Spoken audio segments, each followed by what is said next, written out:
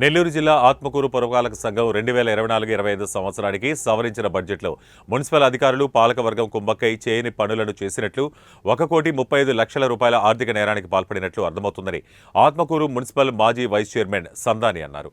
ఆత్మకూరు పురపాలక సంఘం 2024-25 సంవత్సరానికి సంబంధించిన సవరించిన బడ్జెట్లో పెద్ద ఎత్తున ఆర్థిక అవినీతి జరిగిందని ఆరోపించారు. బడ్జెట్ను పరిశీలిస్తే 1,35,00,000 రూపాయల అవినీతి జరిగినట్లు అర్థమవుతుందని, సమగ్ర పరిశీలన జరిపితే అవినీతి మరింత పెరిగే అవకాశం ఉందన్నారు. జరిగిన అవినీతిపై ఆత్మకూరు పట్టణ ప్రజలకు మున్సిపల్ పాలకవర్గం సమాధానం చెప్పాలని వారు డిమాండ్ చేశారు.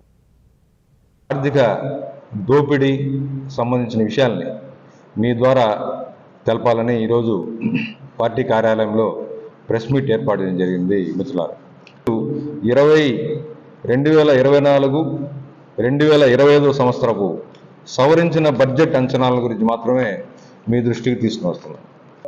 స్థానిక సంస్థల ఎన్నికలు 2024-25లో స్థానిక సంస్థల ఎన్నికలు జరిగాయి.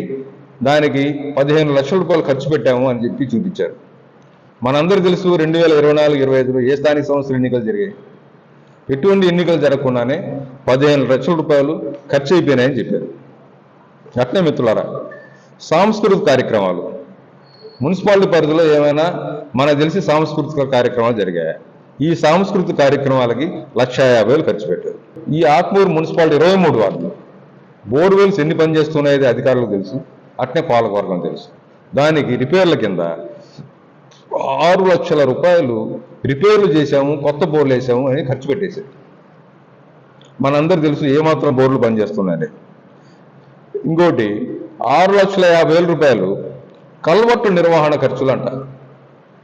మనకు తెలిసి ఈ 2024-25 సంవత్సరంలో ఈ 23 వార్డుల్లో కూడా ఎక్కడ కూడా కల్వర్టు మరమ్మతు చేసిన పాప అనుకోలేదు. చేసింటే మాత్రం